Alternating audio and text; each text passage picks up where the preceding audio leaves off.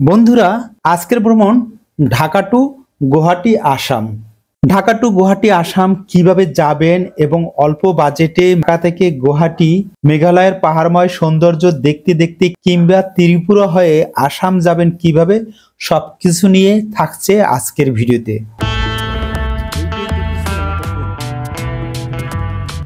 শুরুতেই বলে রাখছি, যাদের ভিসা ডাউকি দিয়ে নাই মূলত তাদের জন্যই আজকের ভিডিওটি খুবই গুরুত্বপূর্ণ। যাদের ডাউকি দিয়ে ভিসা রয়েছে তারা খুব সহজে ঢাকা থেকে রাতের গাড়িতে ডাউকি বর্ডার দিয়ে ইন্ডিয়া ইমিগ্রেশনের কাজ সম্পন্ন করে মেঘালয় চলে যাবেন।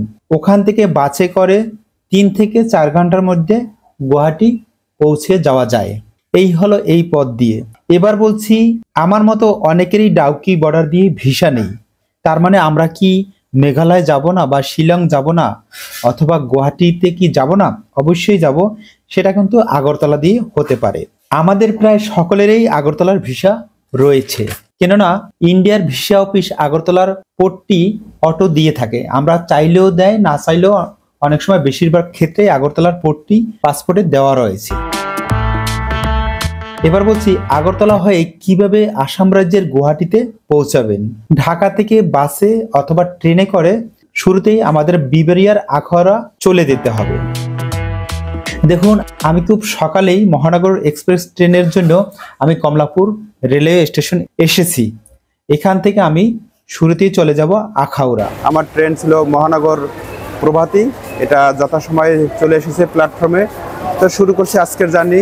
ব্যাপক বড় একটা জার্নি দেব আমি। এই ট্রেনে করে চলে যাব প্রথমে আখাউড়া থেকে ইমিগ্রেশন শেষ করে চলে যাব আগরতলা এবং সেখান থেকে আমি চলে যাব গুয়াহাটি।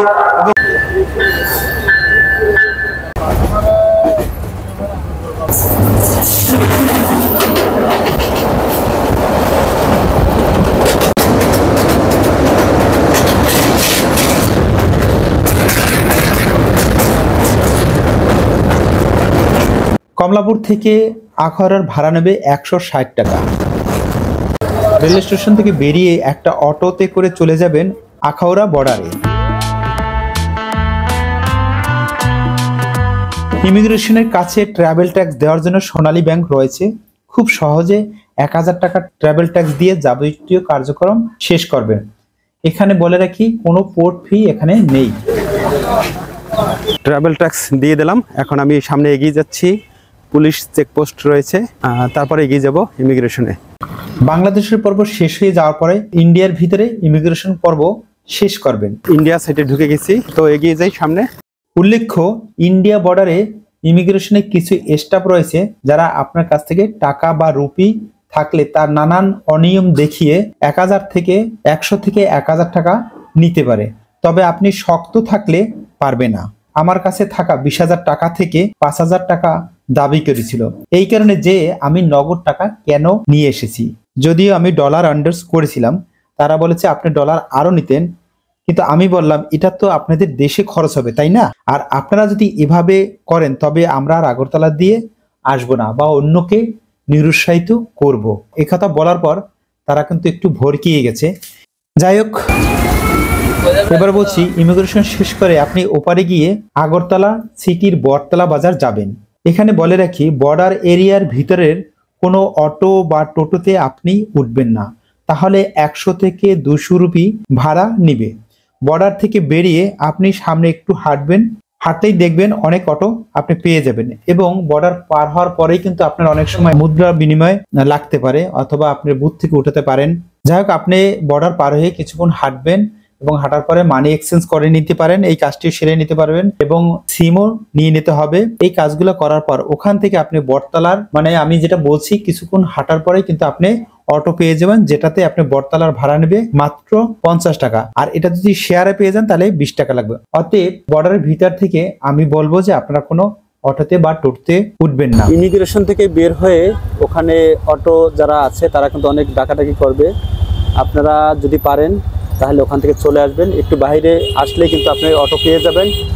আর ওখানে কিন্তু বলবে যে বাইরে কোনো অটো পাওয়া যাবে না, রিজার্ভ নিতে হবে, অনেক কথাই বলবে। এবার বটতলা থেকে 30 রুপি দিয়ে ট্রেন স্টেশনে চলে যাবেন। শহর থেকে ট্রেন স্টেশনের দূরত্ব 5 কিলোমিটার দূরে।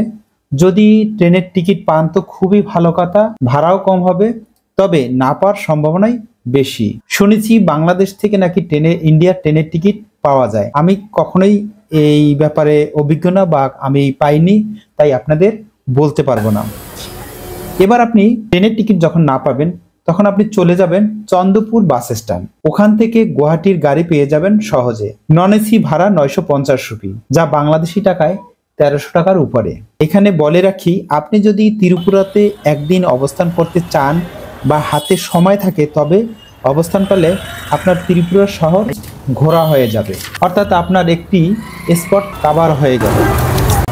আপনি আগরতলা সদরে ঘুরতে পারেন, দেখতে পারেন উজ্জয়ন্ত প্যালেস এবং সিটি সদর। যা হোক, আগরতলার চন্দ্রপুর থেকে সাধারণত সকাল 10টা থেকে দুপুর 12টার মধ্যে গুয়াহাটির উদ্দেশ্যে বাসগুলো ছেড়ে যায়। তো আমি এই চন্দ্রপুর থেকে বাস উঠবো, আমার বাস 11টার সময়। তো এখন প্রায় 11টা বেজে গেছে, আমি আগেই পৌঁছেছি এই বাস স্ট্যান্ডে। আর আমার এই 19 ঘন্টার জার্নি কতটা চার্মফুল হয়, কতটা চ্যালেঞ্জিং হয়, কতটা অ্যাডভেঞ্চার হয়, সবকিছু থাকছে আজকের ভিডিওতে।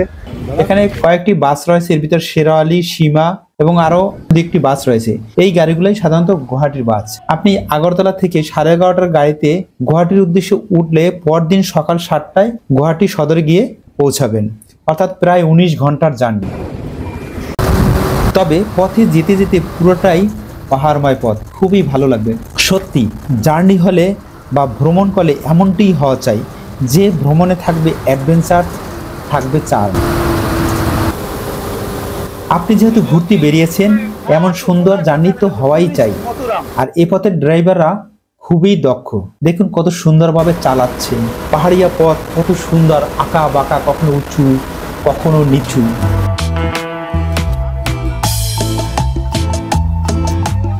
এ হলো এই গাড়ির স্টাফ, গাড়ি কিভাবে যাবে, যাত্রী কোথায় বসবে, সবকিছুই দেখে। আহমেদ ভাই, নূর আহমেদ ম্যানেজার, গাড়ির ম্যানেজার। আজকে আমরা ভ্রমণ করছি এই ত্রিপুরা থেকে একদম গুয়াহাটি পর্যন্ত যাবো। এই তো দাদা, কি মেঘালয় যাবেন?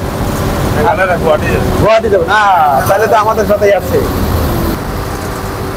এই সুন্দর দৃশ্য দেখতে দেখতে আপনি সন্ধ্যায় গিয়ে পৌঁছাবেন মেঘালয়ে। পথে আপনাকে ব্রেক দিবে দুপুরে লাঞ্চ করার জন্য, এবং বিকালবেলা মেঘালয় গিয়ে টি ব্রেক দিবে। শুরুতে যেটা ভেবেছিলাম সেরকম না, খাবারটা খুবই ভালো এবং ঘরোয়া খাবার করতেই হয়।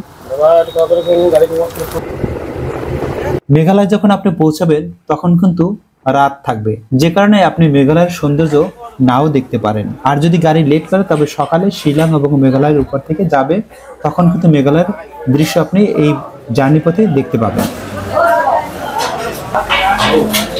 অনেকেই কিন্তু ত্রিপুরা হয়ে মেঘালয় যায় অথবা ত্রিপুরা হয়ে গুয়াহাটিতে যান, এই কারণে যে তারা এই অ্যাডভেঞ্চার জার্নিটা করতে চান অথবা এত সুন্দর পথটা তারা উপভোগ করতে চান। তবে সেক্ষেত্রে ট্রেনের জার্নিটা হলে সবচেয়ে ভালোই হয়, অনেকগুলো সুড়ঙ্গ পথ পাওয়া যায়। যাই হোক,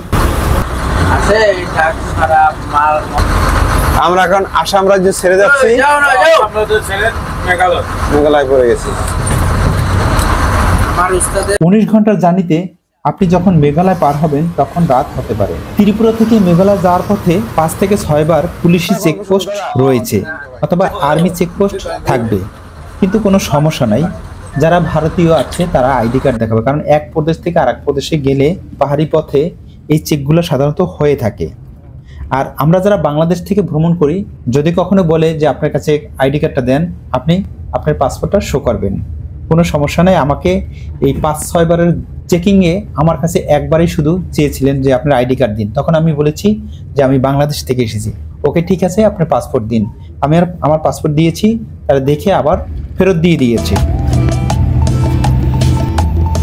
দেখুন বন্ধুরা, আমার কিন্তু অনেক দেরি হয়ে গেছে।